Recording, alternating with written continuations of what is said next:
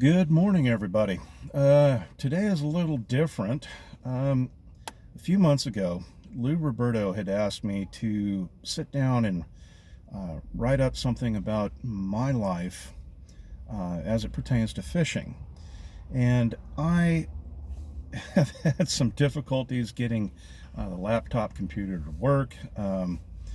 Just a myriad of problems, and I could go on and on about it, and I'm really not interested in typing something up for him, using the cell phone and just pecking it out for hours. So I figured the best way to help facilitate his request would be to just go ahead and do a video blog of how I got started in fishing. And one of my earliest memories of fishing, my father took me out. It must have been about maybe 5 or 6 years old, and we went to a small creek that emptied into the Santiam River, and we were fishing just next to this culvert. And in this particular area, a lot of sea run cutthroat trout would make their way up the Santiam River to this particular stream, and then migrate up it. And I remember using a little Zebco fishing pole, and I was catching trout, cutthroat trout. And back then it was illegal to keep and your caught cutthroat trout. Now they're kind of endangered out here, so you throw them back. But that was my first experience getting the tug on the end of the line, and from that point, no pun intended, I was hooked. And shortly after that, I was constantly out and about looking for places, small bodies of water that I could fish. And where I grew up in Mill City, Oregon, it is a rural community, and I mean, we were right on the edge of town. And you could head out into the farm country, and there was a lot of creeks that would be running through pastures and whatnot. There was Walker Ranch Creek, there was Byers Creek, there was Byers Pond. And being 6, 7, 8 years old, I didn't have any real transportation to get out to these places, but I would hop on my bicycle and pedal my happy butt out there with my little fishing pole, and away I would go. And I just started learning about catching fish, and I was primarily targeting trout at the time. I hadn't had any experience with bass fishing or salmon, or even deep sea fishing for that matter. But I pretty much kept the family freezer stocked full of trout, and as I got a little bit older, I would be out on the Santiam River itself. By the age of 12, I would go out and mow yards and make enough money to buy some rooster tails, and then maybe some eggs, salmon eggs, and go target trout. And then by the time I was 14, 15 years old, I kind of transitioned into targeting steelhead. And I wasn't very successful at it. I didn't catch very many of them, but I never stopped trying. And I do remember I was out targeting steelhead one day, and it was getting long in the evening, and I hooked into something massive. And it was continued to take line, and I'd work it back, and it never jumped. Whatever I'd hooked up, it never jumped. But I'd never experienced any power like that before with any other fish. But the problem is, it wasn't a fish. I had hooked into a beaver on the river, and as the shadows got longer, and I'm watching my watch, and I had to be home at a certain time, or my mother was going to skin me alive. And I really didn't want to give up on this beaver. I wanted to see if I could land it, but having to, the idea of having to go out and cut your own switch did not really appeal to me. So, right up to the last minute, I fought this beaver, and then I eventually cut the line. Felt really bad about that. Even if I had landed, I don't even think that I probably could have got the rooster tail out of that thing without getting bit, so it was probably all for the best. All through high school, my fishing started slowing down a bit, because, I was interested in sports, interested in cars, and really interested in girls. And then towards the end of my high school experience, I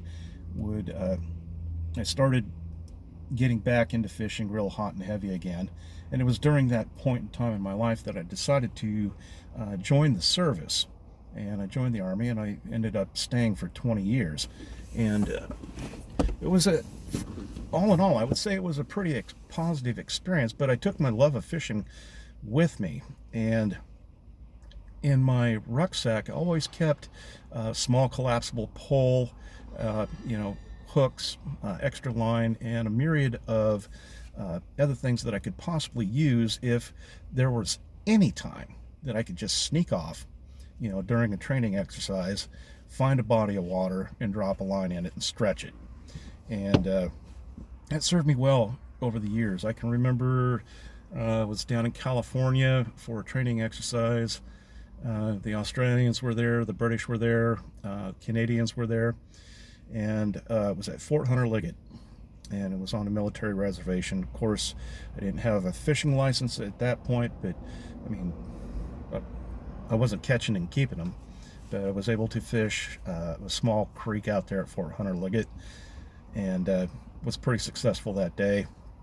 And it just continued on like that, even in Germany. We'd be out on road marches, this, that, and the other, and if there was a break in the road march and we happened to be near a body of water, I was in it. And I just kept, casting lines everywhere I went. One of the most memorable experiences that I had was during Operation Desert Storm. And we were on the attack. I think it was day number 3. And we were going through an area that had been heavily mined.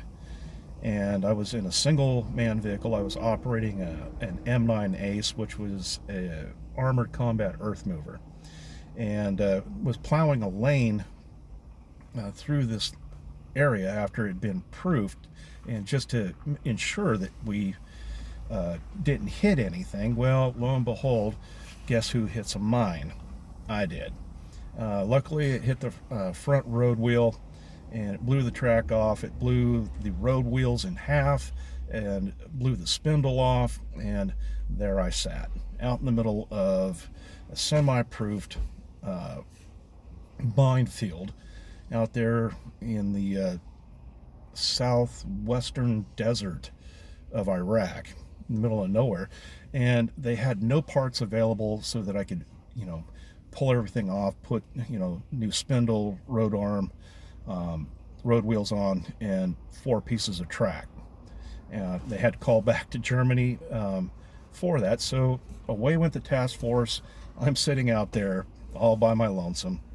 And off in the distance, I saw this concrete structure that was about 60 feet long and probably about 20 feet wide. And the longer I sat out there, waiting for my parts to arrive, the more I began to wonder about it. So nobody around, nobody to tell me no. I jumped off the track, retraced my steps through the area that had been proofed and plowed, and then was able to circle out and back, get over to this concrete structure. And lo and behold, out in the middle of the Iraqi desert, this concrete structure was holding water. It was a cistern, and water was bubbling up in from an underground spring into this thing, and I was surprised to see fish in it. Guess what happened? At this point in time, I didn't have my fishing kit with me in the rucksack, so I started scrambling around the track, looking for anything that I could use to possibly help facilitate catching these fish that I saw in this concrete weir out in the middle of the desert. So I got into the med kit, found some safety pins.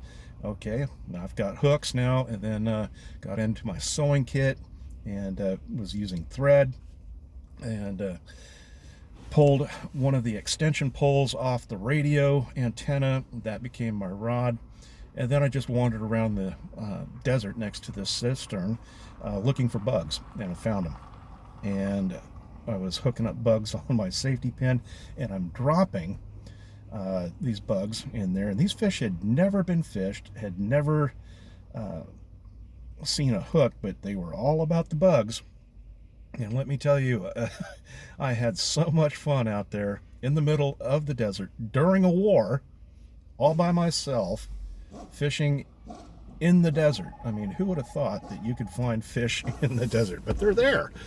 So that was probably the most memorable experience as far as fishing is concerned that I've ever had my entire life. But that's not to say that I haven't looked at all the times that I spent on the water with friends and family out there enjoying the sport of fishing. It's been a real blessing in my life. And then after the first Gulf War, I took a break in service. I had to get my head screwed back on straight, and fishing became a way to deal with that, and just start, I guess, reconnecting with nature and myself, and getting my head, right. And then after about 2.5 years break in service, I decided to go back in, and it wasn't too long after that the Operation Iraqi Freedom started, and I was sent back over. And I never got a chance to fish during that particular operation. Doesn't mean that I wasn't looking. Believe it or not, in the Tigris-Euphrates Delta, there are lots of bodies of water, and there's fish in there. And I seriously considered, doing some grenade fishing, but they were all accounted for, and had to. Each night that we came in off patrol, had to account for our grenades, so I didn't think it would be a good idea. I really didn't want to lose my sergeant stripes over it. So, and then I just stayed with the military until I hit my 20, and it was at that point that I just really gave myself over to the passion of fishing. And it didn't matter if it was bass or if I was out on the ocean. It didn't matter the species. It was just the joy of being out there, stretching a line and attempting to catch something. You never know what you might pull up, and it's like, wow.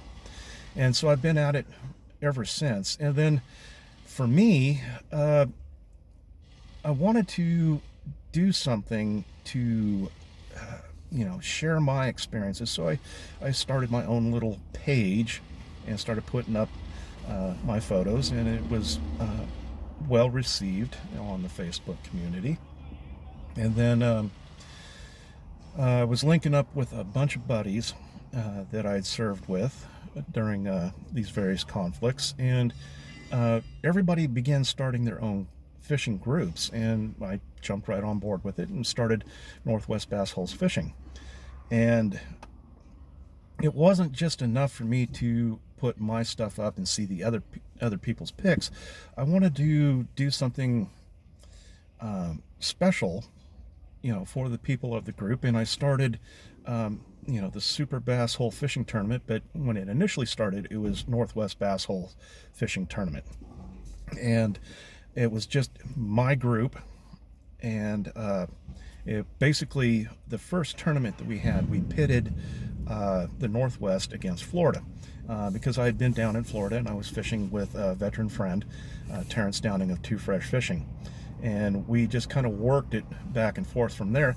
And it started out just Terrence and I, and then other people were interested in what we were doing. It's like, hey, can we join too? It's like, yeah, come on in. And it got really competitive. It was a lot of fun. And it was at that point I decided to expand the tournament and I talked with Terrence, and I says, hey, would you be interested in helping me facilitate a fishing tournament? And he loved the idea and jumped on board with it, and away we went from there. So I started putting together other groups, like Crossing Lines Fishing, Angling Addicts of the Pacific Northwest, Washington Bass Fishing Fanatics, Get Hooked, I'm Hooked, and a few others, and just kind of brought it in together in a loose confederation of like-minded people that would enjoy being part of a fishing tournament, and offering it not only to Northwest Bass Holes but open to every member of those groups. And it was during this time that in order to facilitate the prize boxes, I started making a lot of purchases from artists that I had seen out there that were creating baits that, that really spoke to me. And I figured, well, heck, if they speak to me, maybe they'll speak to somebody else too. So I started buying these baits up, and I have put thousands and thousands of dollars into facilitating these tournaments. And in return, I have been helping support these independent bait makers out there. I've helped 2 businesses start up because of the purchases that I've made, and then kept 2 other businesses afloat during downturns, within economic activity for what they were doing. And the dividend that it has paid for me is that I've made some really, really good friends that are super, super talented. Now, a lot of people think out there that this Super Bass Hole Fishing Tournament is, that the baits that I get are, donations. About 10% of everything that goes into the prize boxes have been donations. The other 90% has been out of my own pocket. And I've got friends that ask me, it's like, Kevin, why do you do this? This is kind of crazy. And it's like, well, you build cars and then you go race them. How's that any different? It's like, but you're going out there, you are killing yourself, literally working to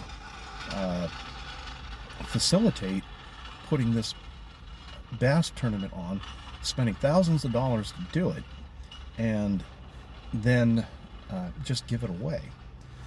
And my response is I can always make some more money somewhere.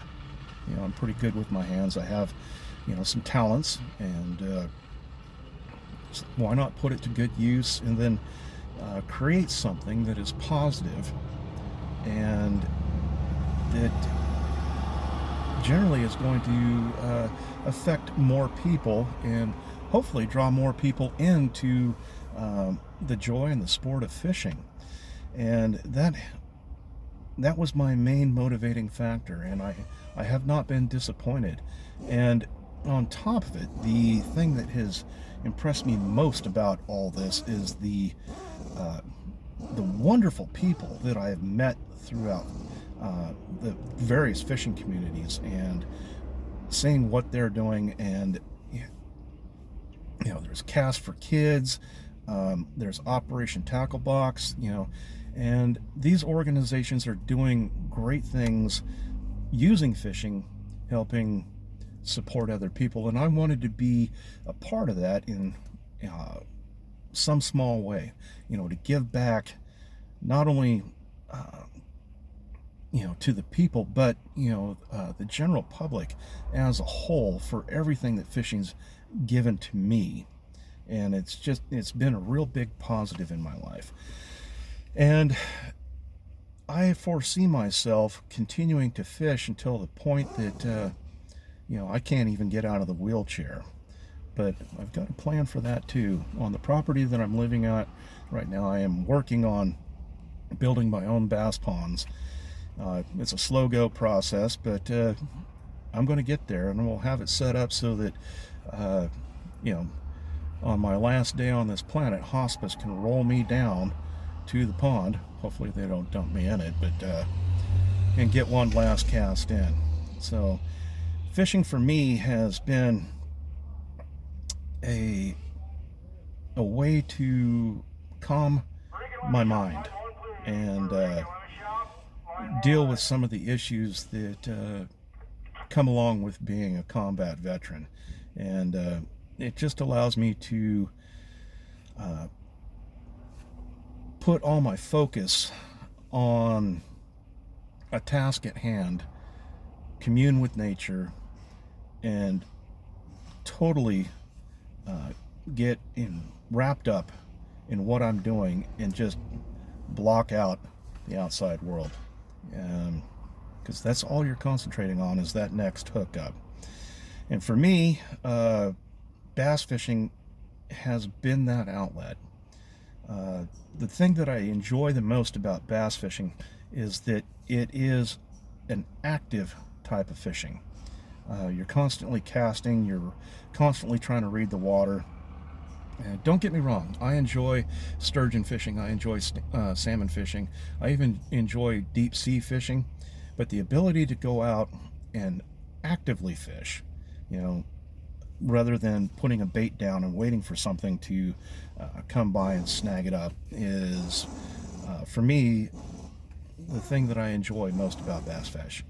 Because if one spot's not working or one bait's not working, you move. You try something else. You change up your technique. And, you know, it's like they say that the steelhead is the fish of 10,000 casts. It is true, but it is also true for bass. You know, when I go out and fish, I'm successful, but if I catch 60 bass in one day, which is probably the record that I have achieved in a single day, 60 bass in one day, it's a lot, but it wasn't like one after another, just pulling 60 out. No. So figure, you know, for 60 bass, there's probably 5 casts for each bass. So that's what, 3,000 casts right there for 60 bass. It's a lot of work, but it's a lot of joy. And you get out there and you're doing it, and it turns into a marathon, and everything you block out your body pain,